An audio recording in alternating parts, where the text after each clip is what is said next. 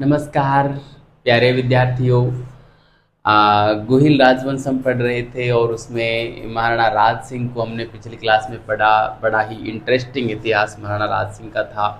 किस प्रकार से औरंगजेब के साथ आरंभिक समय में और मधुर संबंध थे और बाद में कटु हुए और किस प्रकार से चारुमती विवाद हुआ और वो सारी कहानी हमने देखी।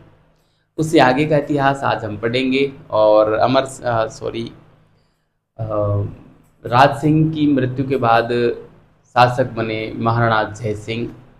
तो आज महाराणा जय सिंह को पढ़ेंगे और उससे आगे के जो भी शासक हैं उनको हम पढ़ेंगे। ठीक है, तो मैं हेडिंग डाल देता हूँ विद्यार्थियों, महाराणा जय सिंह। आप भी हेडिंग डालें और हम फिर पढ़ना प्रारंभ करते हैं। ठीक है, महाराणा महाराणा जय सिंह। ठीक है, महाराणा जय सिंह का जो कार्यकाल रहेगा 1680 से और 1698 ईस्वी तक रहेगा। ठीक है, 1680 से और 1698 ईस्वी तक रहेगा। अब बहुत बड़े शासक नहीं बचे हैं विद्यार्थियों, सब छोटे छोटे शासक हैं और दो दो तीन तीन लाइनें उनके बारे में बची हैं। तो अब हम यहाँ से और 1947 तक पहुँचने में इतना समय नहीं लगाएंगे, है ना। तो मुश्किल से अगली क्लास में गुहिल राजवंश खत्म हो जाएगा और फिर हम अगले राजवंश की ओर गमन करेंगे। और इस प्रकार से हम प्रमुख राजवंशों को पढ़कर और हम जो है आधुनिक पे आ जाएंगे, सीधा आधुनिक राजस्थान के इतिहास पे आ जाएंगे। ठीक है, तो सवाई जय सिंह के समय की हमको एक घटना तो ये ध्यान रखनी है कि इसने मुगलों के साथ संधि कर ली थी, जिसको हम द्वितीय मुगल मेवाड़ संधि के नाम से जानते हैं, है ना। राज सिंह की तरह इसने कुछ दिनों तक संघर्ष जारी रखा था प्रारंभ में, लेकिन संधि कर ली इसने। और उस संधि के तहत औरंगजेब ने जजिया लगाया और जजिया के बदले इसने क्या किया कि मांडलगढ़ और बदनौर ये तीन परगने दे दिए मुगलों को। और मतलब जजिया जो देना था वो उसके बदले इसने तीन परगने दे दिए, है ना। तो ये बात हमको ध्यान रखनी है। इसके अलावा जय सिंह के बारे में और ज़्यादा कुछ मिलता नहीं है, बस एक ही बात है ना। तो मैं इस बात को लिख देता हूँ। ठीक है, देखिए मैं यहाँ पे लिखना चाहूँगा कि महाराणा राज सिंह के उत्तराधिकारी, महाराणा राज सिंह के उत्तराधिकारी, महाराणा राज सिंह के उत्तराधिकारी जय सिंह हुए, जिन्होंने आरंभ में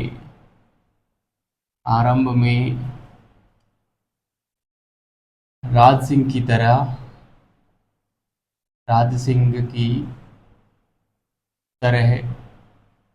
मुगलों से संघर्ष जारी रखा, मुगलों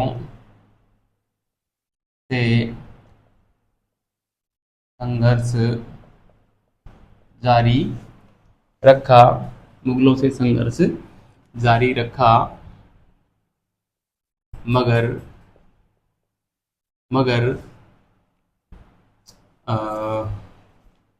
कुछ समय बाद मुगलों से संधि कर ली, मगर कुछ समय बाद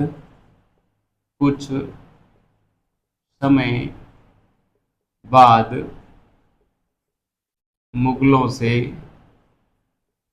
से संधि कर ली, जिसे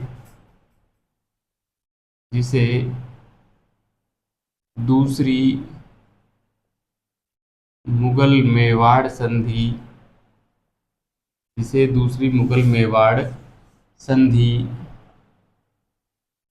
कहा जाता है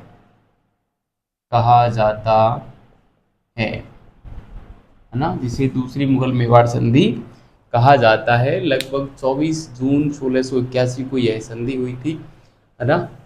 24 जून 1681 को। हम 1681 ध्यान रखना, इसमें 24 जून मेरे हिसाब से याद रखने की आवश्यकता है नहीं, फिर भी मैं यहाँ पे लिख देता हूँ। यह संधि हम यहाँ पे लिख सकते हैं, यह संधि 24 जून 1681 ईस्वी को संपन्न हुई थी,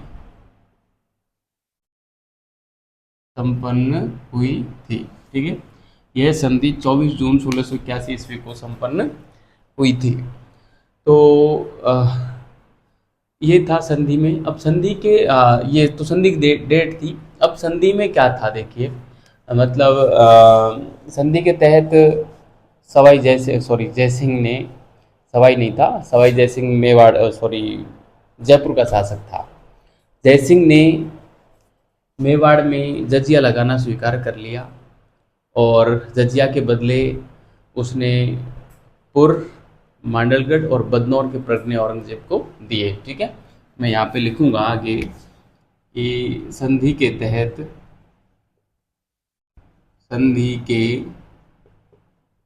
तहत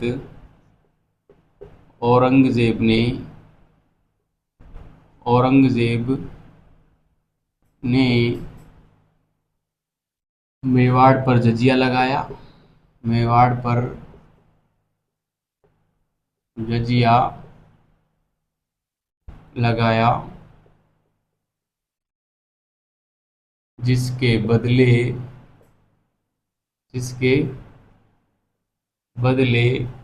जयसिंह ने पुर, मांडलगढ़ व बदनौर, है ना, ये तीनों ही अभी जहाँ तक मुझे मालूम है इनकी ज्योग्राफिकल लोकेशन वो है भीलवाड़ा में पड़ते हैं। ये तीनों, पूर्व भी भीलवाड़ा में पड़ता है, मांडलगढ़ भी, बदनौर भी, है ना। वर्तमान में जयसिंह ने पूर्व मांडलगढ़ व बदनौर के परगने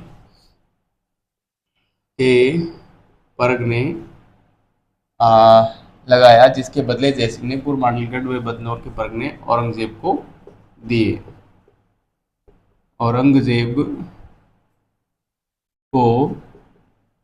दिए, ठीक है। तो ये था जयसिंह के बारे में। इसके अलावा जयसिंह के बारे में और कोई भी ऐतिहासिक घटना ऐसी है नहीं जो हम जयसिंह से संबंधित पढ़े। हाँ, एक इसका कल्चर से संबंधित आर्ट एंड कल्चर तो खैर क्या ही है, लेकिन फिर भी हम पढ़ते हैं कि इसने एक पिछोला नहीं, जयसमंद झील का निर्माण करवाया था 1687 से 1691 के बीच में, गोमती नदी के पानी को रोककर, ठीक है। तो वो बात भी वैसे हम भूगोल में पढ़ते हैं इस चीज़ को, लेकिन मैं यहाँ पे आपको जो है इतिहास से थोड़ी सी संबंधित है तो एक लाइन लिख देता हूँ, है ना। क्या लिखेंगे कि 1687 से 1691 ईस्वी के मध्य गोमती नदी के पानी को रोककर गोमती नदी के पानी को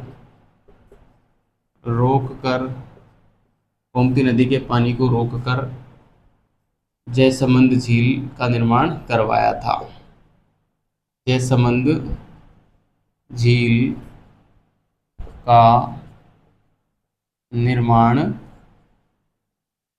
करवाया था, ठीक है। तो ये बात भी आप ध्यान रख लेना, कई बार पूछ लेते हैं, नदी का नाम पूछ लेते हैं, है ना, या इसका निर्माण कब हुआ। कई बार क्या करते हैं कि 4 स्थापत्य या किसी भी प्रकार से ऐसे जो कृत्रिम झीलें हैं उनका नाम डाल के और उनके निर्माण की तिथि के आधार पे उनका क्रम पूछ लिया जाता है, ठीक है। जैसे राज सिंह के समय राजसमंद झील बनी, जयसिंह के समय जयसमंद बनी, तो इनका क्रम पूछ लिया कि एक दो और कुछ दे देंगे, जैसे एक भोजासर तालाब की बात हम पहले कर चुके हैं, जो भोज ने बनवाया था, है ना, भोजासर तालाब। एक उदय सागर तालाब की भी हमने बात की, उदय सिंह ने बनवाया था। तो एक भोजासर तालाब, उदय सागर तालाब, और जो है जयसमंद झील और राजसमंद झील, मान लो चारों ये दे दिए, और इनका फिर क्रम पूछ लेंगे कि इनको आप कालक्रम के अनुसार सजाइए, तो फिर उसमें है जो आपको ये सारी चीज़ें पता होनी चाहिए। इस प्रकार के सवाल अक्सर बना करते हैं। इतिहास की घटना हो या कोई जोग्राफिकल लोकेशन को लेकर कोई घटना हो, किसी भी प्रकार का सवाल बन सकता है, तो हमें हर तरीके से एकदम मुस्तैद रहना है। ठीक है, तो ये जय सिंह से संबंधित, महाराणा जय सिंह से संबंधित यही बातें थी। अब मैं अगला शासक लिखता हूँ, हमारे महाराणा अमर सिंह सेकंड, है ना। 1698 से उनका शासनकाल इनके बाद ही प्रारंभ हो जाएगा। महाराणा महाराणा अमर सिंह, है ना। महाराणा अमर सिंह हैं जिनका कार्यकाल माना है 1698 से और 1710 ईस्वी तक चलेगा, है ना। 1710 ईस्वी तक चलेगा महाराणा अमर सिंह का काल। ठीक है, तो इनके बारे में भी कई बातें हैं, 3-4 बातें प्रमुख रूप से महत्वपूर्ण हैं। एक तो ये कि जब ये शासक बने थे तो डूंगरपुर, बांसवाड़ा और देवलिया प्रतापगढ़ के शासकों ने इन्हें जो है टी का दस्तूर प्रदान नहीं किया था, जिसके चलते इन तीनों जो जागीरें थी उनके शासकों को इसने दंडित किया था। टी का दस्तूर क्या थी, ये मैं आपको राज सिंह में पढ़ाना भूल गया था, शायद ये फैक्ट निकल गया था, वैसे भी ये कल्चर का भाग है। इसमें ये था कि राज सिंह ने ये टीका दस्तूर प्रारंभ की थी, और राज सिंह का मूल उद्देश्य तो साम्राज्य विस्तार करना था टीका दस्तूर के पीछे, लेकिन इसने उस समय यही बताया कि जब भी शासक का स्वागत होता है, मतलब राज्याभिषेक होता है, तो वो शिकार खेलने जाता है। शिकार खेलते समय वो जिस क्षेत्र को जीत लेता है वो उसी का माना जाता है। इस प्रकार से वो एक नई प्रथा प्रारंभ करता है ना, जिसको टीका दौड़ के नाम से कहते हैं। तो वो टीका दौड़ यहाँ पे राज्याभिषेक के समय जब हुई, तो उसमें जो है कोई भी दस्तूर डूंगरपुर, बांसवाड़ा और देवलिया प्रतापगढ़ के शासकों ने अमर सिंह को नहीं भेजा था, इसलिए इसने उनको जो है दंडित किया था। ठीक है, इसके अलावा मैं एक बात बताऊं, औरंगजेब की मृत्यु होती है 1707 में। औरंगजेब की मृत्यु के बाद औरंगजेब के दो पुत्र मुअज्जम व आजम के मध्य उत्तराधिकारी युद्ध के रूप में जाजऊ का युद्ध लड़ा जाता है, जाजऊ का। और उस जाजऊ के युद्ध में अमर सिंह सेकंड साथ देते हैं मुअज्जम का, जो कि बहादुर शाह के नाम से आगे शासक बनेगा, मुगल शासक बनेगा। यानी कि उत्तराधिकारी युद्ध में मुअज्जम जीतता है और बहादुर शाह फर्स्ट के नाम से वो शासक बनता है, मुगल शासक, है ना। तो उसी का साथ दिया था अमर सिंह ने। ठीक है, एक बात हो गई है। दूसरी, अमर सिंह ने जब उसका मुअज्जम का साथ दिया और मुअज्जम बहादुर शाह फर्स्ट के नाम से, सॉरी, बहादुर शाह फर्स्ट के नाम से जब शासक बना, तो बहादुर शाह फर्स्ट को इसने कुछ पैसे देकर, और पैसे मतलब जो अमर सिंह सॉरी जय सिंह ने ये जो दिए थे ना, पुर, मांडल और बदनौर के परगने जजिया करके बदले, तो ये इसने पुनः ले लिए इससे, है ना, बहादुर शाह से पुनः ले लिए, और इससे ये कहा कि हम आपको पैसे ही देंगे। ठीक है, पैसों के बदले ये क्षेत्र पुनः प्राप्त कर लिए थे। ठीक है, लगभग बात की थी वर्तमान मुद्रा के आधार पर 1,00,000 रुपए के हिसाब से, है ना। 1,00,000 रुपए देने के बदले वापस ये जो क्षेत्र थे ये अमर सिंह ने पुनः प्राप्त कर लिए थे। एक बात हुई है। इसके साथ ही इनका एक समझौता भी होता है अमर सिंह के साथ, जो जोधपुर के अजीत सिंह थे उनका और जयपुर के सवाई जय सिंह थे उनका, उन दोनों अमर सिंह के साथ एक समझौता करते हैं देवबारी में 1708 में। वो ये समझौता क्यों करते हैं, क्योंकि औरंगजेब का जो उत्तराधिकारी था बहादुर शाह फर्स्ट, यानी कि मुअज्जम, उसने अजीत सिंह को और उधर उसको जयपुर के शासक सवाई जय सिंह को अपने साम्राज्य, अपने जो रियासत थी उसे दखल कर दिया था। तो वो अपना राज्य पुनः प्राप्त करने के लिए मेवाड़ के महाराणा अमर सिंह की सहायता कर लेते हैं, और अमर सिंह उनसे जो है उनके साथ मिलकर देबारी में 1708 में एक संधि करते हैं, जिसे देबारी समझौता, संधि नहीं समझौता करते हैं, जिसे देबारी समझौता कहा जाता है। जब मैं जयपुर के कछवाहा पढ़ाऊँगा तो देबारी समझौते को मैं डिटेल से बताऊँगा, है ना। वहाँ पे एक विवाह भी होगा, अमर सिंह अपनी पुत्री का विवाह करेगा सवाई जय सिंह के साथ, इस शर्त पर कि उससे जो संतान पैदा होगी वही जयपुर की उत्तराधिकारी बनेगी। और ये जो समझौता है फिर आगे चल के जयपुर में उत्तराधिकारी युद्ध करवा देगी वहाँ पे ना, ईश्वरी सिंह और आपको पता होगा माधो सिंह, क्योंकि माधो सिंह इसी का भांजा था और ईश्वरी सिंह सवाई जय सिंह का ज्येष्ठ पुत्र था। तो ज्येष्ठता के आधार पर तो ईश्वरी सिंह वास्तविक शासक बनता जयपुर का, और इस समझौते के आधार पर अमर सिंह का भांजा माधो सिंह शासक बनता, है ना। ये घटना 1743 की है, जब सवाई जय सिंह की जयपुर में मृत्यु होती है। तो उसके बाद माधो सिंह और ईश्वरी सिंह के बीच में झगड़ा उत्पन्न हो जाता है। क्यों? क्योंकि ईश्वरी सिंह ज्येष्ठ पुत्र था और माधो सिंह अमर सिंह का भांजा था, और देबारी समझौते के तहत माधो सिंह को शासक बनना था। तो इस समझौते को मैं बाद में बताऊंगा जब जयपुर का कछवाहा शासक पढ़ाऊंगा, लेकिन यहाँ पे हम केवल एक लाइन लिख देते हैं कि देबारी समझौते से महाराणा अमर सिंह का भी संबंध था। ठीक है, तो यही बात थी। बस 1710 में इसका भी देहावसान हो जाता है। इसके अलावा एक बात और थी कि इसने जयपुर में, सॉरी, मेवाड़ में जो सामंत हुआ करते थे उनको दो श्रेणियों में बांटा था। प्रथम श्रेणी के सामंत 16वें उमराव कहलाते थे और द्वितीय श्रेणी के सामंत 32वें उमराव कहलाते थे। तो इस प्रकार से सामंतों की दो श्रेणियों का विभाजन भी महाराणा अमर सिंह ने ही किया था। ये महाराणा अमर सिंह द्वितीय हैं। महाराणा अमर सिंह फर्स्ट, आपको पता होगा, योग्य पिता का योग्य पुत्र अर्थात महाराणा प्रताप का पुत्र अमर सिंह था, जिसका शासनकाल आपको पता होगा 1597 से और 1620 तक रहा था, है ना। फिर उसके बाद कर्ण सिंह आया, कर्ण सिंह के बाद जगत सिंह आया, जगत सिंह के बाद राज सिंह आया, राज सिंह के बाद जय सिंह आया, जय सिंह के बाद फिर अमर सिंह आ गए, है ना। तो ये पूरी सीक्वेंस है जो मैंने अभी आपको बोल के सुनाई है।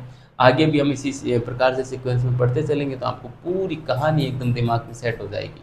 और जब मैं आपको पूरे राजवंश पढ़ा दूंगा ना, तो आपको ये जो जैसे मैंने अभी समझौता बताया कि ये समझौता होगा, इस समय मारवाड़ का शासक अजीत सिंह था, जयपुर का शासक जय सिंह सवाई जय सिंह द्वितीय था, है ना, और मेवाड़ का शासक अमर सिंह था। तो जब मारवाड़ पढ़ लेंगे, कछवाहा पढ़ लेंगे और मेवाड़ हम चल ही रहा है, तो ये तीनों राजवंश पढ़ लेंगे तो आपको तुरंत ये दिमाग में क्लिक हो जाएगा कि इस समय मारवाड़ का शासक कौन, अजीत सिंह, कछवाहा शासक कौन, सवाई जय सिंह, मेवाड़ शासक कौन, अमर सिंह। ये पूरी चीज़ क्लिक हो जाएगी, है ना। इस प्रकार से हम पढ़ेंगे, बड़े इंटरेस्टिंग तरीके से पढ़ेंगे। ठीक है, तो देखो अमर सिंह के बारे में जो जो बातें हैं मैं यहाँ पे लिख डालता हूँ, फिर अमर सिंह हमारे पूरे हो जाएंगे। बहुत ज़्यादा नहीं है अमर सिंह के बारे में, मैं सीधा ही लिखता हूँ कि इसने इसने शासक बनते ही शासक बनते ही शासक बनते ही डूंगरपुर, बांसवाड़ा, व देवलिया प्रतापगढ़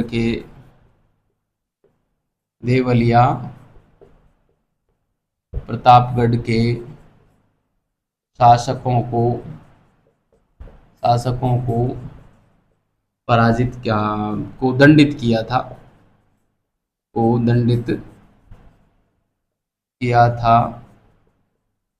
क्योंकि इन्होंने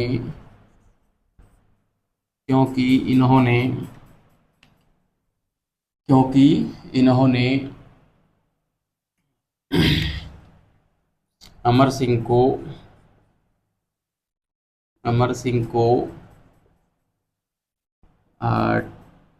टीका दस्तूर नहीं भेजा था, टीका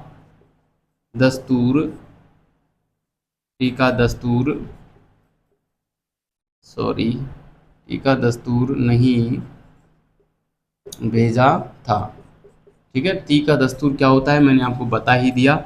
मैं एक बात ज़रूर लिखना चाहूँगा यहाँ पे टी का दस्तूर में, कि ये टी का दस्तूर की जो प्रथा शुरू की गई थी वो राज सिंह के द्वारा की गई थी, ये बात ज़रूर ध्यान रखना, है ना। राज सिंह द्वारा शुरू की गई थी ये, है ना, राज सिंह द्वारा शुरू की गई थी। ठीक है, आप इसको ध्यान रखना, राज सिंह द्वारा शुरू की गई थी। मैंने महाराणा राज सिंह में करवाया नहीं था, जय सिंह से पहले के जो शासक थे उन्होंने, ना, औरंगजेब के समय शुरू की गई थी। लगभग जहाँ तक मुझे याद आ रहा है, लगभग 1658 के समथिंग ये शुरू की थी। वैसे 1652 में हुआ था राज्य अभिषेक महाराणा राज सिंह का। इसकी सन थोड़ी देखनी पड़ेगी, मैं कंफ्यूज हो रहा हूँ। या तो 52 में या 58 में शुरू की गई थी, है ना। राज्याभिषेक तो 52 में हुआ था, लेकिन थोड़ा बाद में शुरू की थी, जब इसने साम्राज्य विस्तार करने की योजना बनाई। शुरुआत में तो इसने जो है, आपको पता होगा, राज सिंह ने चित्तौड़गढ़ दुर्ग के जब मरम्मत करवाना प्रारंभ किया तो उसने, शाहजहाँ का शासन था, मुगल बादशाह शाहजहाँ का, है ना, 1658 तक शाहजहाँ रहेगा। तो 52 में तो शाहजहाँ का शासन था जब राज सिंह का राज्याभिषेक हुआ। तो उसके समय तो इसने जो है दुर्गीकरण करना चाहा था, लेकिन उसको गिरवा दिया था, आपको पता है, वहाँ पे अभियान भेजा था। और जब 58 में वापस बहादुरगढ़ का युद्ध, सामूगढ़ के युद्ध के बाद अ, औरंगजेब ने अपने आप को शासक घोषित कर दिया था 1658 में। उसके बाद संभवतः ये टीका प्रथा प्रारंभ की थी। खैर, मैं जब पढ़ाऊंगा आपको मध्यकालीन भारत, तब वहाँ पे उत्तराधिकारी युद्धों को, एक एक युद्ध को डिटेल से बताऊंगा। 5 युद्ध लड़े गए थे, ठीक है। चलो, अभी हम बात कर रहे थे यहाँ अमर सिंह की, तो एक बात हो गई ये। दूसरी बात मैं यहाँ पे लिखना चाहूँगा, औरंगजेब की मृत्यु के बाद, औरंगजेब की मृत्यु के बाद हुए उत्तराधिकारी युद्ध में, उत्तराधिकारी युद्ध में उत्तराधिकारी युद्ध में अमर सिंह ने,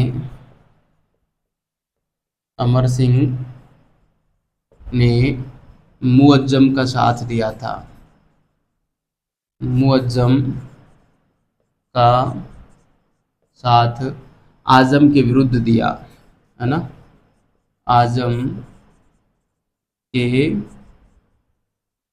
विरुद्ध दिया। ठीक है, यहाँ भी मैं वो युद्ध लिखाऊंगा नहीं।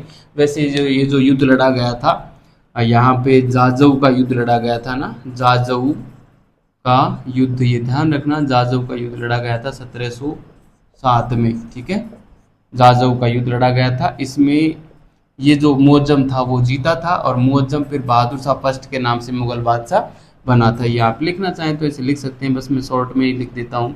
वैसे डिटेल में मैं आपको पढ़ाऊंगा जब मुगल शासक पढ़ाऊंगा तब, है ना। बहादुर शाह फर्स्ट के नाम से ये शासक बनेगा।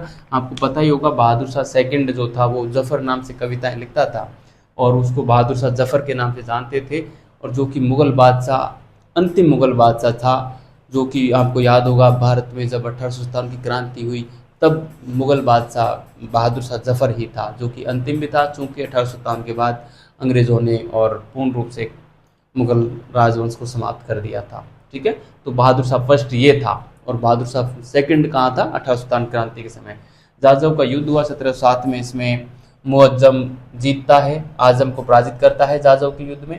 और इस युद्ध में मुअज्जम का साथ दिया था अमर सिंह सेकंड ने, है ना। और मुअज्जम बहादुर शाह फर्स्ट के नाम से शासक बन जाता है। तब अमर सिंह बहादुर शाह फर्स्ट से इन 3 क्षेत्रों को, पूर्व मांडलगढ़ और बदनौर को, 1 लाख रुपए के बदले वापस ले लेता है ना। तो ये बात आप क्या, मैं यहाँ पे लिख रहा हूँ, अमर सिंह, अमर सिंह सेकंड, सेकंड है ये, ध्यान रखना, मैंने यहाँ पे लिखा नहीं है, अमर सिंह सेकंड लिख लो आप। अमर सिंह सेकंड बहादुर शाह से 1709 ईस्वी में ना, 1709 में, 1709 में 1 लाख रुपए के बदले, 1 लाख रुपए के बदले पूर्व मांडल व बदनौर वापस प्राप्त करता है, वापस ले लेता है, ले लेता है। ठीक है, ठीक है ना। कितने रुपए के बदले? 1 लाख रुपए के बदले ले लेता है। ये रुपए लिखने में आपको बस ऐसे बना देना है रू।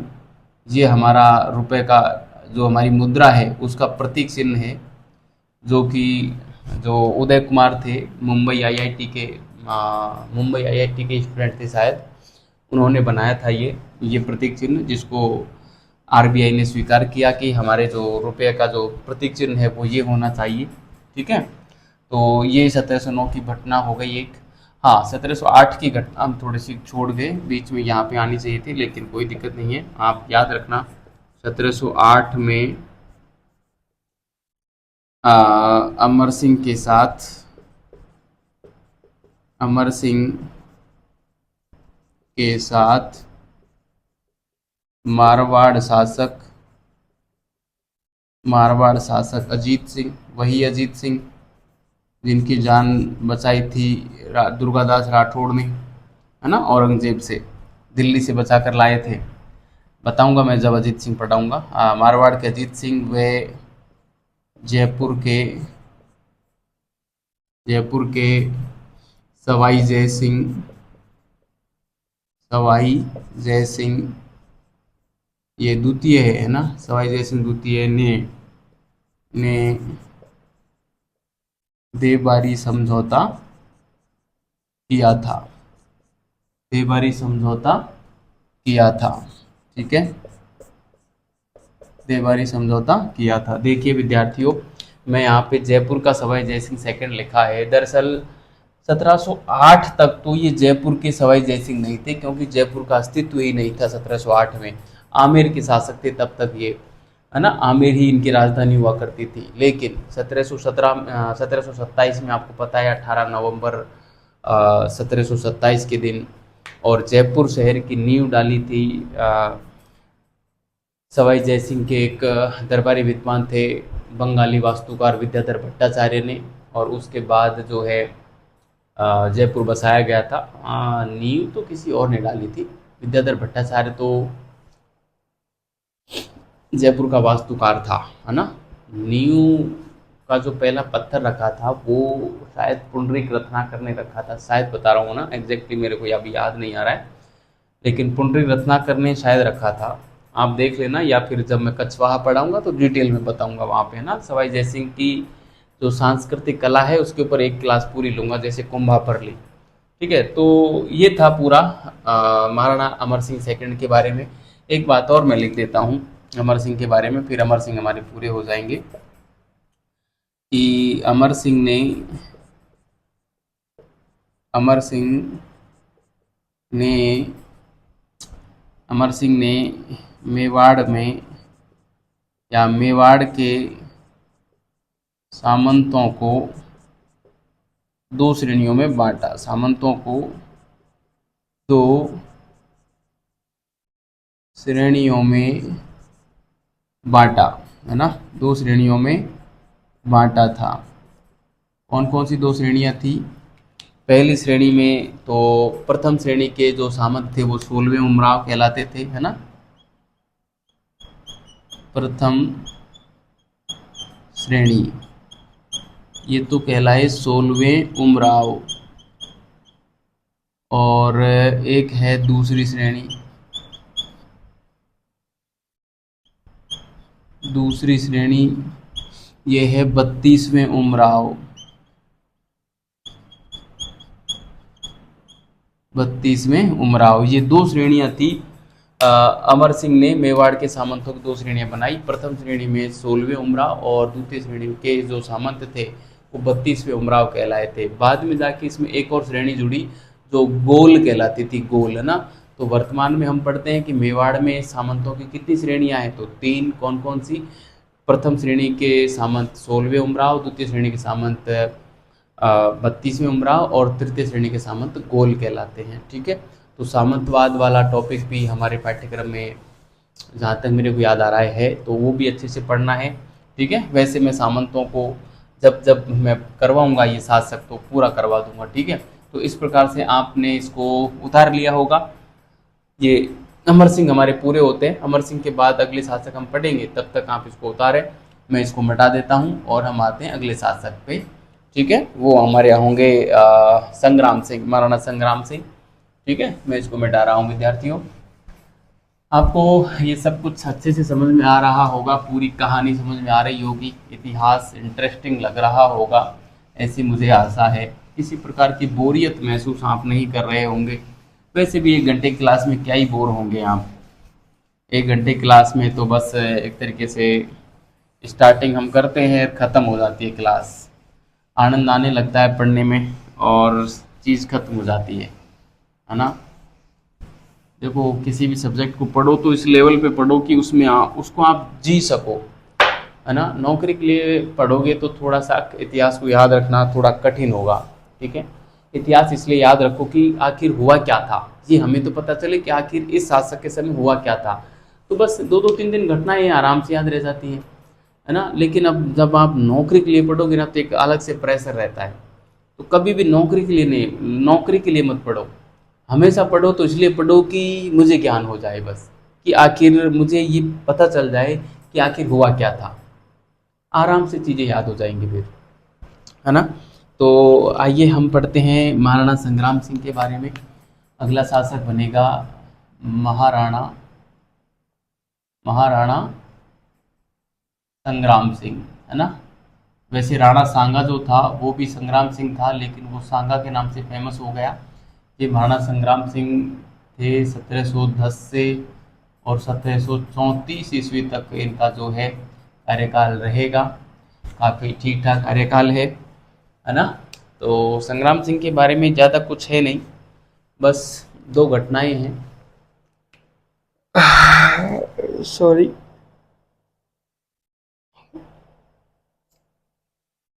इनके समय की प्रमुख घटना तो ये है कि मराठे जो थे, मराठे, उन्होंने मेवाड़ पर पहली बार आक्रमण करना प्रारंभ किया संग्राम सिंह के समय।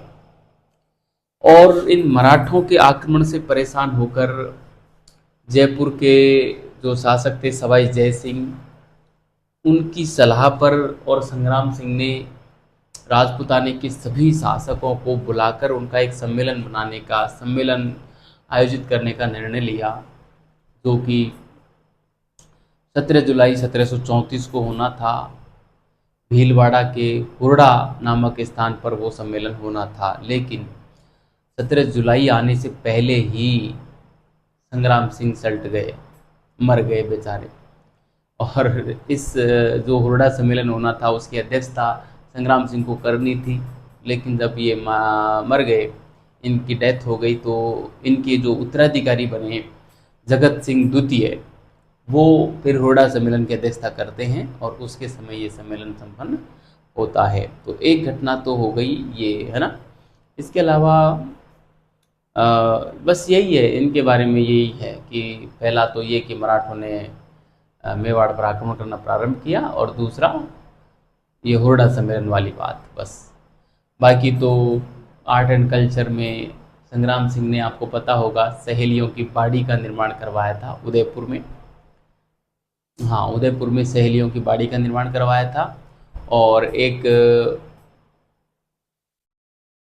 प्रशस्ति और लिखवाई थी जिसको हम वैद्यनाथ प्रशस्ति कहते हैं, है ना। वैद्यनाथ मंदिर बनवाया था सिसार गांव उदयपुर में। और उस मंदिर की दीवार पर वैद्यनाथ प्रशस्ति हमें मिलती है।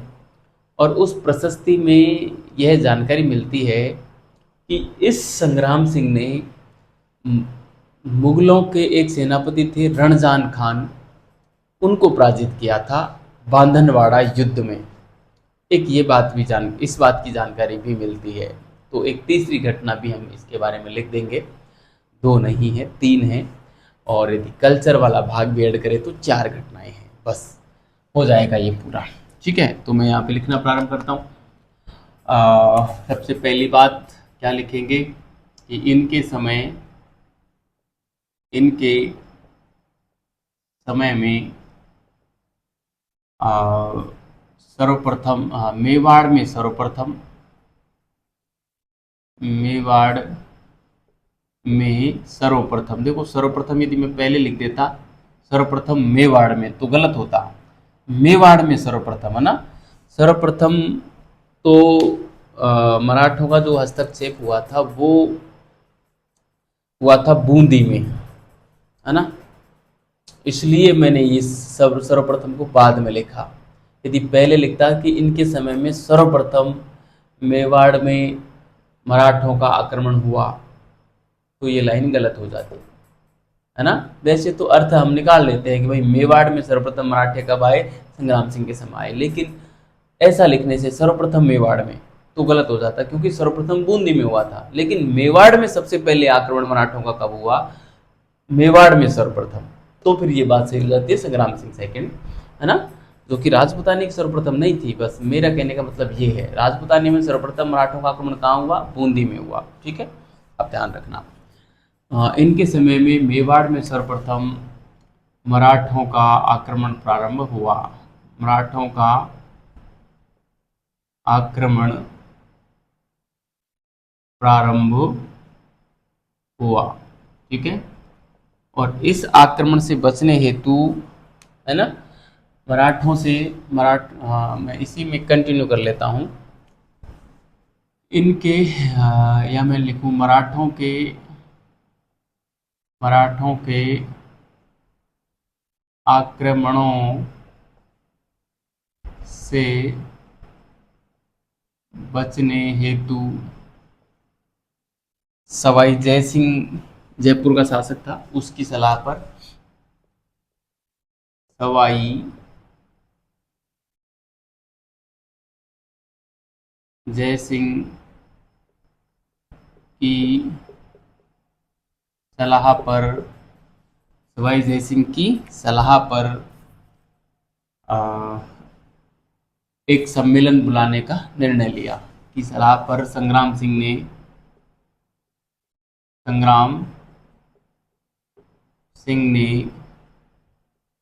एक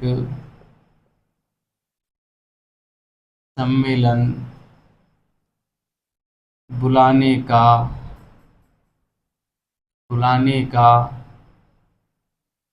निर्णय लिया, एक सम्मेलन बुलाने का निर्णय लिया, मगर यह सम्मेलन हुरडा में होना था।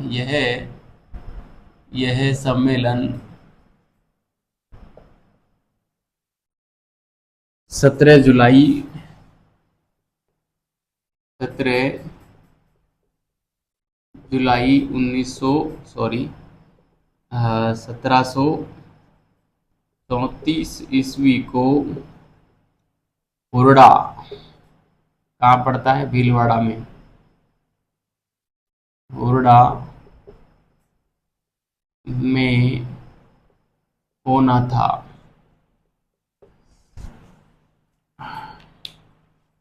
हाथ दर्द करने लगा है, इतने ऊपर लिखना पड़ता है ना तो हाथ दर्द करने लग जाता है ना। फिर चलो, आप तो कम से कम लिख कर और उसको सेफ रख लेते हो, पढ़ते हो, मुझे तो तुरंत मिटाना भी होता है। मेरा काम बोल के भी हो सकता है कि मैं बस ऐसा खड़ा खड़ा आपको बोलता जाऊँ, एक एक लाइन को दो बार रिपीट करता जाऊँ, 3 बार रिपीट कर दूँ तो भी काम चल सकता है, लेकिन मैं आप लोगों के खातिर प्रत्येक शब्द को लिखता हूँ कि आप भी लिख लें, कम से कम आपको ऐसा महसूस ना हो कि आपको ग्लानि महसूस होगी यदि आप नहीं लिखोगे तो, कि कम से कम टीचर लिख रहा है और हम नहीं लिख रहे। इस वजह से मैं लिख रहा हूँ, लेकिन फिर भी कुछ लोग ऐसे मतलब इतने, वो कहते हैं ना कि क्या बोलते हैं उसको, जिद्दी हैं, या जिद्दी कहें या और कुछ कहें, फिर भी वो नहीं लिखते। कई लोग मेरे से व्यक्तिगत रूप से जुड़े हुए हैं, उनसे मैं करीब 3-4 बार बोल चुका हूँ कि आप नोट्स बनाइए, लेकिन वो नहीं बना रहे नोट्स, है ना। क्लास देखते हैं, प्रत्येक क्लास देखते हैं और कमेंट भी नहीं करते, व्यक्तिगत कमेंट करते हैं। है ना, लेकिन नोट्स नहीं बनाते साहब। शायद राजस्थान वाली क्लास के तो नोट्स चल रहे हैं उनके, लेकिन इंडियन हिस्ट्री के तो नहीं बना रहे। लेकिन सभी से मेरी तो यही गुजारिश रहेगी कि हैंड रिटन नोट्स बनाओगे तो आपकी अमूल्य धरोहर होंगे और प्रत्येक एग्ज़ाम को पास कराने के लिए रामबाण साबित होंगे। ये तय बात मानना आप, चाहे नेट हो, प्रोफेसर हो, स्कूल व्याख्याता हो, टीजीटी, पीजीटी, एनवीएस, केवीएस, कुछ भी हो, इतनी डिटेल में है कि आपको कहीं पर कोई प्रॉब्लम नहीं आएगी इतिहास विषय में। ठीक है, तो मैं आगे इसी में लिखना चाहूँगा कि समय से पहले ही, मगर समय से पहले, मगर समय से पहले संग्राम सिंह की, संग्राम सिंह की मृत्यु हो गई, की मृत्यु हो गई। ठीक है, तो इस प्रकार से इनकी मृत्यु हो जाती है और ये जो सम्मेलन है वो छूट जाता है। मगर समय पे ही, सम्मेलन तो समय पे ही होता है और इनके जो उत्तराधिकारी थे महाराणा जगत सिंह द्वितीय, वो फिर इस सम्मेलन की अध्यक्षता करते हैं। ठीक है, वो बात हम अगले शासक में लिखेंगे, या मैं जब आपको पढ़ाऊंगा जयपुर का शासक सवाई जय सिंह द्वितीय, तब हुरडा सम्मेलन को डिटेल से पढ़ाऊंगा ना, कि कौन से राज्य से कौन कौन आए थे, वो सारी बात पढ़ाएंगे। बूंदी से दलेल सिंह आया था, है ना, तो क्योंकि बूंदी में भी ये मराठों का हस्तक्षेप अधिक था, इसलिए आगे मैं यहाँ पे लिखूं। और क्या बात है संग्राम सिंह से संबंधित, तो एक बात ये है कि इसने आ, निर्माण कार्य हम पढ़ लेते हैं इसके ना। इसने निम्न निर्माण कार्य करवाए, या सीधे लिखे निम्न, क्या लिखे, इसने सहेलियों की बाड़ी का निर्माण करवाया, सहेलियों की बाड़ी का निर्माण उदयपुर में करवाया, उदयपुर में करवाया। ठीक है, ये सहेलियों की बाड़ी बस इसको नाम दे रखा है, वरना ये कोई ऐसे कोई बहुत बड़ी चीज़ नहीं है। ये एक सामान्य सा पार्क है जिसमें आपको विविध प्रकार की जो है वनस्पति देखने को मिलेगी, कुछ अच्छी हरियाली देखने को मिलेगी, ठीक ठाक जगह में ये फैला हुआ है। अंदर पानी के भी स्रोत हैं, है ना, जिसमें फव्वारे लगे हुए हैं, काफ़ी अच्छे लगते हैं वो फव्वारे, और बड़े बड़े पेड़ हैं, अलग अलग प्रकार की वनस्पति है। तो इसलिए थोड़ा सा ये है, आकर्षण का केंद्र है ना, उदयपुर मेरा देखा हुआ है ये। इसके अलावा इसने जो है एक वैद्यनाथ प्रशस्ति, वैद्यनाथ मंदिर बनाया था ना इन्होंने, इन्होंने वैद्यनाथ मंदिर सीसार गांव, सीसार गांव उदयपुर में बनवाया था, सीसार गांव उदयपुर में बनवाया था।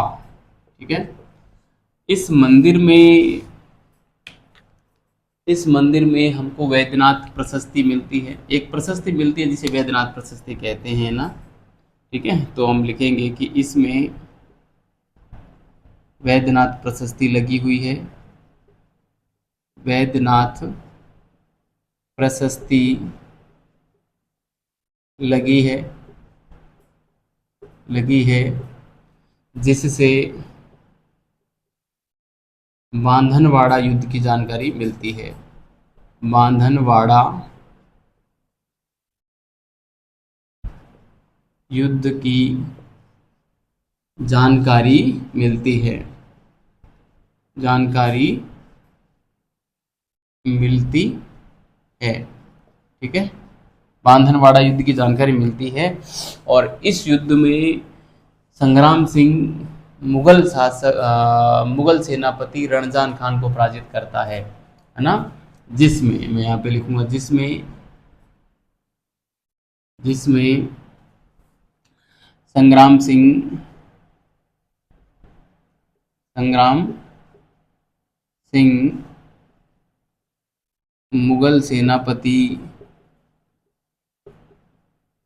मुगल सेनापति रणजान खान को हराता रणजान खान को हराता है ना, जिसमें मुगल सेनापति रणजान खान को कौन हराता है? संग्राम सिंह हराता है।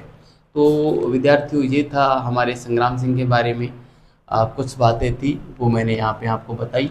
1734 में उनका देहावसान हो जाता है और इसके बाद जो अगले शासक बनते हैं उसमें हमारे जगत सिंह द्वितीय आएंगे, जो कि 1734 से और 1751 तक शासक रहेंगे। ठीक है, काफ़ी इम्पोर्टेंट है हमारे जगत सिंह। हुरडा सम्मेलन की अध्यक्षता करते हैं और 1736 में मराठों को पहली बार कर देने वाले जो मेवाड़ शासक थे, गोहिल शासक थे, वो भी जगत सिंह बनेंगे, है ना। करीब 1.5 लाख रुपए वार्षिक इन्होंने देना प्रारंभ किया था। इसके अलावा 1746 में पिछोला झील में इन्होंने जो है जगनिवास मंदिरों का निर्माण करवाया था। ध्यान रखना, ये है जगनिवास मंदिर, है ना, जगनिवास महल, जबकि जग मंदिर का निर्माण जगत सिंह फर्स्ट ने पूर्ण करवाया था और कर्ण सिंह ने कर्ण सिंह ने उसका निर्माण प्रारंभ किया था और जगत सिंह फर्स्ट ने निर्माण पूरा करवाया था। मैं आपको लिखा चुका हूँ। कर्ण सिंह कौन? अमर सिंह फर्स्ट के उत्तराधिकारी, है ना। मतलब महाराणा प्रताप की मृत्यु 1597 में हुई, उसके बाद अमर सिंह फर्स्ट बने 1597 से 1620, और 1620 से 1628 के बीच में कर्ण सिंह बने थे। उसने जग मंदिर महलों का निर्माण करवाया था पिछोला झील में, है ना। निर्माण प्रारंभ करवाया था कर्ण सिंह ने, और जग मंदिर महलों का निर्माण पूरा किसने किया? जगत सिंह फर्स्ट ने। लेकिन पिछोला झील में ही जग निवास महल भी हैं, जग निवास महलों का निर्माण करवाया था जगत सिंह द्वितीय ने, है ना। जो ये जगत सिंह द्वितीय हैं, जो अब हम यहाँ पे लिखेंगे, मैं लिख देता हूँ जगत सिंह द्वितीय। ठीक है, जगत सिंह द्वितीय। ठीक है, कार्यकाल रहेगा इनका 1734 से और 1751 तक, जबकि वहाँ जो जगत सिंह फर्स्ट थे उनका कार्यकाल था 1728 से और 1752 तक, 1628 से 1652 तक था। ठीक है, कई कई बार ऐसे फ्लो में ना ये गलत बोल दिया जाता है ना। जैसा कि मैं कुंभा को पढ़ा रहा था तो वहाँ पे बस हुसंग शाह गुजरात का शासक लिखाया जा रहा था, 8-10 बार हुसंग शाह लिखा दिया, जबकि ये पता नहीं था कि हुसंग शाह मालवा का शासक था और हुसंग शाह की मृत्यु के बाद ही और उसके पुत्रों के बीच में उत्तराधिकारी युद्ध हुआ था, है ना। लेकिन निकल जाता है दिमाग से। ठीक है, जबकि गुजरात का शासक कौन था? कुतुब शाह था। आपने वहाँ पे करेक्शन कर लिया होगा, मैंने अगली क्लास में करवाया था, नहीं करवाया हो तो फिर से कर लेना। वैसे आप पूरा क्रम से देख रहे होंगे तो आपको समझ में आ ही गया होगा।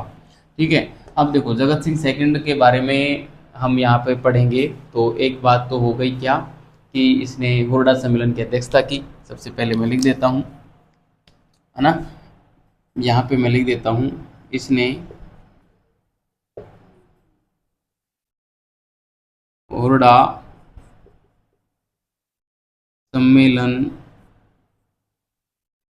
की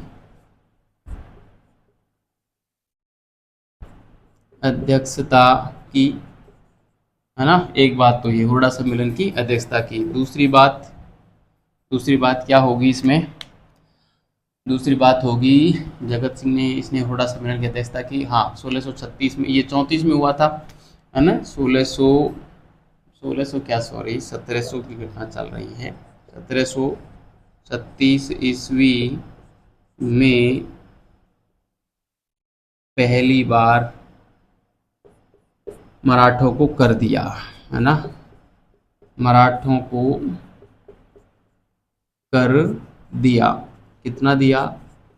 लगभग 1.5 लाख पर ईयर के हिसाब से इन्होंने दिए थे। आप इसको ए कर लेना, ठीक है। तो इतना पैसा इन्होंने दिया, ठीक है। जगत सिंह में ज़्यादा कुछ है नहीं। एक बात और मैं लिख देता हूँ, 1746 ईस्वी में में पिछोला झील के किनारे पिछोला झील झील कर दिया है। भाई साहब को झील लिखना भी नहीं आता, पढ़ाने आ गए है ना। आप भी सोच रहे होंगे कमाल का आदमी है, दावे लंबे लंबे ठोकता है कि मेरे से मैंने जो पढ़ा दिया उससे बाहर कुछ नहीं जाएगा, और ये है और वो है ना। आप तो विश्वास तभी करोगे तब एग्ज़ाम में सवाल फंस जाएगा, पहले ही कर लेना, वरना फिर मारे जाओगे ना, न घर के रहोगे न घाट के रहोगे। वो कहते हैं ना कि अध कच्ची घाणी बुरी, या लो तेल कढ़ाए, या तो तिल का तिल भला, नहीं तिल तेल दोनों सूझ जाए। मतलब या तो आप तिल ही रखो अपने पास, या उनका तेल निकलवाओ ही। ऐसा नहीं है कि अध कच्ची घाणी में आप छोड़ दो कि ना तो हमारे पास तिल ही बचे और ना तेल ही निकले, है ना। कहने का मतलब ये है कि पढ़ो तो ऐसा पढ़ो कि प्रत्येक टॉपिक को पढ़ो मेरे से, मैंने जितना पढ़ाया है वो पूरा पढ़ दो, और मैं जो कहता हूँ वैसा कर दो। यानी कि जुड़ो तो ऐसा जुड़ो कि तेल निकले, वरना आप बिल्कुल मत जुड़ो, आप सेफ रहो, तिल ही बने रहो, है ना। सॉरी। पिछोला झील में 1746 में पिछोला झील में जगनिवास मंदिर का निर्माण करवाया। जगनिवास महल, सॉरी, जगनिवास महल का निर्माण करवाया, महल का निर्माण करवाया, ठीक है। इनके दरबारी एक विद्वान थे, उनका नाम था नेकराम। इनके दरबारी विद्वान कौन थे? नेकराम थे, अच्छा नाम है, जिसने जगत विलास लिखा था। नेकराम थे जिन्होंने जगत विलास नामक ग्रंथ लिखा था, है ना। जगत विलास की रचना की ठीक है। जगत विलास आपको अच्छे से ध्यान रखना है, ठीक है, इसकी रचना की थी, ठीक है। तो ये था प्यारे विद्यार्थियों हमारे जगत सिंह द्वितीय, वो उसके बारे में हो गया है। इसके अलावा अब हमारे जो शासक बनेंगे वो कुछ छोटे मोटे शासक बनेंगे जिनका बहुत बड़ा नाम नहीं है। जैसे मैं बात करूं तो इनके उत्तराधिकारी तो बने थे प्रताप सिंह, जिनके बारे में कुछ सूचना नहीं मिलती, ज़्यादा नाम ही मिलता है। प्रताप सिंह है, फिर बने राज सिंह द्वितीय बने, फिर बने अरि सिंह द्वितीय, फिर हम्मीर द्वितीय, और फिर भीम सिंह बनेंगे, है ना। भीम सिंह के बारे में हमें एक बात ध्यान रखनी है, एक क्या दो बातें हैं बस, ठीक है। फिर आज की क्लास हम यही पूरी करेंगे। मैं इसको मिटा रहा हूँ और अगले शासक पे आता हूँ। चलो मैं यहाँ पे लिख देता हूँ एक बात कि इसके बाद शासक, है ना, जगत सिंह के बाद, जगत सिंह सेकंड के बाद शासक, ठीक है। देखो कौन कौन शासक बने हैं, आप थोड़े से एक बस ऐसे ध्यान रख लेना। कई बार शासकों का क्रम पूछ लेते हैं तो वहाँ पे गलती हो जाती है, तो आप यहाँ पे ध्यान रखना। एक तो प्रताप सिंह का नाम ध्यान रखना, प्रताप सिंह, फिर बने राज सिंह द्वितीय, है ना, राज सिंह द्वितीय बने, फिर बने अरि सिंह द्वितीय। आपको पता होगा अरि सिंह पहले मैंने एक शासक करवाया है, लिखवाया नहीं, नाम ही लिखवाया था। अरि सिंह का पोता था ना, आपको पता होगा कौन, हम्मीर सिसोदिया, है ना। हम्मीर सिसोदिया का दादाजी थे अरि सिंह, है ना, अरि सिंह हो गए। इसके बाद अरि सिंह सेकंड है ये, ठीक है, अरि सिंह सेकंड, और अरि सिंह के बाद में हम्मीर सेकंड, हम्मीर सेकंड, और उसके बाद में आ जाएंगे हमारे भीम सिंह, ठीक है। कौन आ जाएंगे? भीम सिंह आ जाएंगे, ठीक है। तो ये भीम सिंह को अब हम पढ़ेंगे, ठीक है। भीम सिंह के बारे में और पढ़ लेते हैं, फिर आज की क्लास को जो है हम यहाँ पे पूरा करेंगे, ठीक है। तो मैं इसको मिटा रहा हूँ और हम आप हेडिंग डाल दीजिए भीम सिंह, ठीक है। भीम सिंह का कार्यकाल 1778 से और 1828 तक रहेगा विद्यार्थियों। 50 साल का कार्यकाल रहा, काफ़ी लंबा कार्यकाल आपको यहाँ पे देखने को मिलेगा, है ना। बहुत कम ऐसे शासक मिलेंगे संपूर्ण इतिहास में जो 50 साल तक शासन किए हों, उनमें एक नाम आएगा भीम सिंह का, ठीक है। गजब के शासक हैं भीम सिंह, जिनके समय में कृष्णा कुमारी विवाद होगा। बड़ी दुखद घटना है हमारी ये इतिहास की। भीम सिंह, ठीक है, भीम सिंह, ये महाराणा भीम सिंह है, ध्यान रखना, महाराणा भीम सिंह, क्योंकि इसके समय में ही भीम सिंह नाम का शासक रहेगा हमारे क्या नाम से जोधपुर में भी, इसलिए मैं करवा रहा हूँ उसको ना। तो इनके समय में एक कृष्णा कुमारी विवाद होता है। घटना कुछ यूँ है विद्यार्थियों कि इस भीम सिंह की जो पुत्री थी उसका नाम था, राजकुमारी थी, उसका नाम था कृष्णा कुमारी, जिसकी सगाई कर दी थी मारवाड़ के शासक भीम सिंह के ही साथ में, है ना, मारवाड़ का शासक भी भीम सिंह ही था, उसके साथ में सगाई कर दी। हुआ कुछ यूँ कि शादी होने से पहले ही और मारवाड़ के भीम सिंह की मृत्यु हो गई तो इस भीम सिंह ने और अपनी पुत्री का विवाह कर दिया, सॉरी सगाई कर दी जयपुर के शासक थे इस समय 1700, ये बात है हमारी 1807 की। जगत सिंह थे वहाँ के शासक, जगत सिंह थे, जयपुर के शासक जगत सिंह के साथ सगाई कर दी, है ना। तो जो मारवाड़ का भीम सिंह था उसका भाई वहाँ के उत्तराधिकारी बना मान सिंह। तो मान सिंह ने इसका विरोध किया। मान सिंह ने ऐसा कहकर विरोध किया कि मेवाड़ की जो राजकुमारी है उसकी सगाई मारवाड़ घराने में हो चुकी है, तो वो अब हमारी है, उसके साथ सगाई हम करेंगे। अब मान सिंह ने इच्छा जताई और फिर जगत सिंह और मान सिंह के बीच में 1807 में गिंगोली का युद्ध भी होता है। उसमें मान सिंह पराजित हुआ, जयपुर के जो जगत सिंह थे वो जीते। अमीर खां पिंडारी जो टोंक के शासक थे उसने उसकी सहायता की, मगर ज़्यादा कुछ और विवाद बढ़ रहा था। मान सिंह भी उधर थमने का नाम नहीं ले रहे थे, लगातार धमकियां दे रहे थे लड़ाई करने की। तो इस भीम सिंह को उकसाया अमीर खां पिंडारी ने और जहर दिलवा दिया अपनी ही पुत्री राजकुमारी कृष्णा कुमारी को, और बेचारे की एक तरीके से मर्डर कर दिया अपनी ही बेटी का। बड़ी दुखद घटना है कृष्णा कुमारी की। तो ये घटना थी इसके समय की, ठीक है, कृष्णा कुमारी विवाद में। ज़्यादा ये पूरी कहानी नहीं सुनाऊंगा आपको, शॉर्ट में मैं लिख देता हूँ और हम आज की क्लास को पूरा करेंगे, ठीक है। तो मैं यहाँ पे लिखूंगा कि इसके समय कृष्णा कुमारी विवाद हुआ, ठीक है, इसके समय में कृष्णा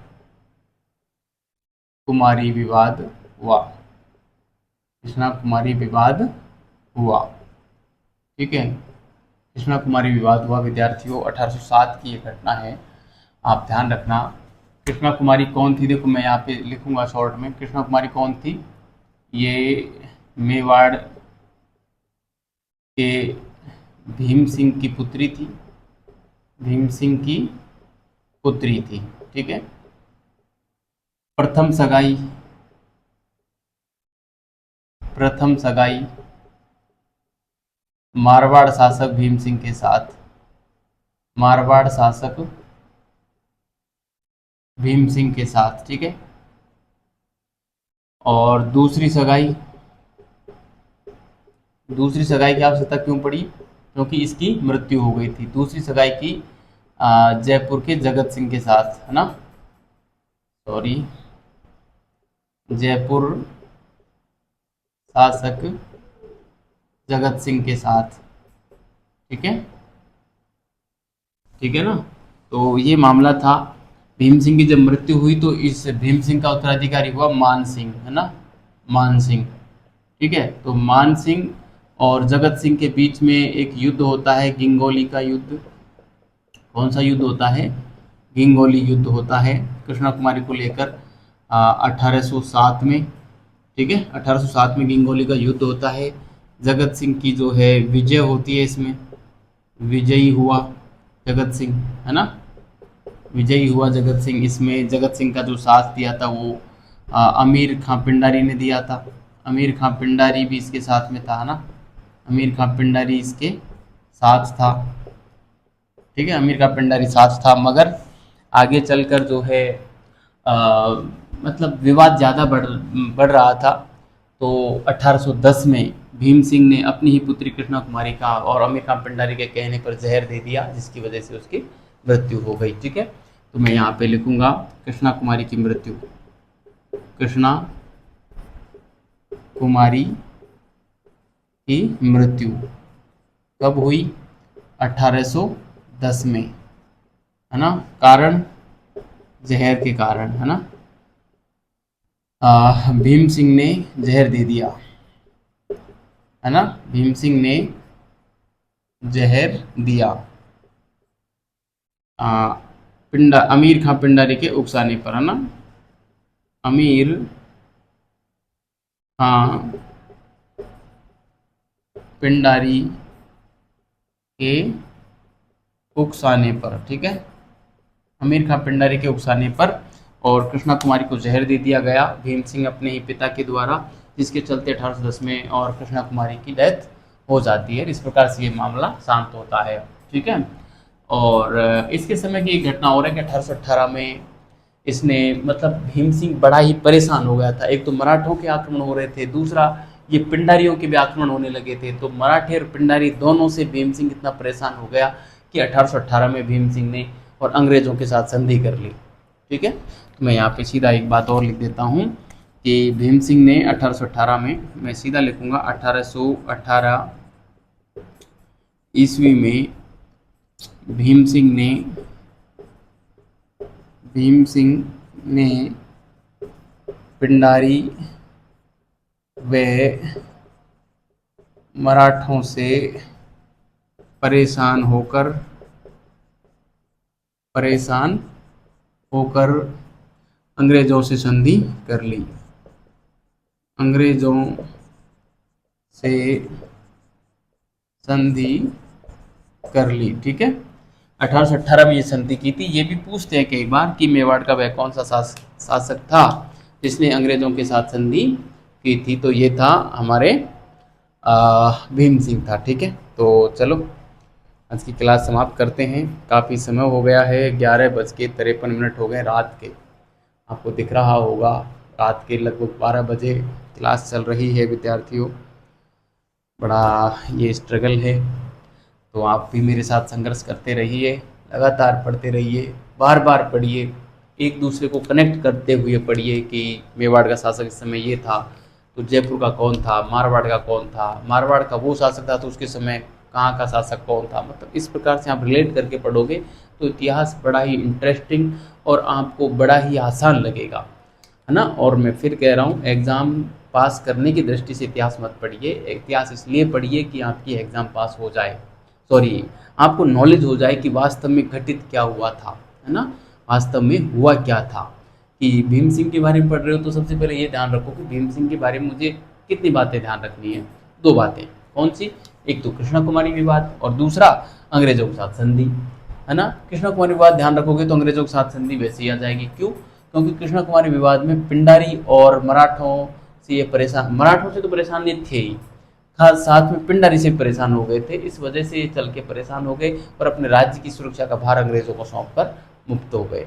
ठीक है, तो इस प्रकार से आप विद्यार्थियों पढ़ते रहिए, और अब इससे आगे की जो कहानी है उसको हम पढ़ेंगे अगली क्लास में। अगली क्लास में हम गुहिल राजवंश पूरा पढ़ देंगे, और उसके बाद हम उससे अगली जो क्लास होगी उसमें हम या तो कछवाहा या राठौड़ वंश पढ़ेंगे। ठीक है, तो बहुत बहुत धन्यवाद विद्यार्थियों, अच्छे रहिए, मस्त रहिए और पढ़ते रहिए।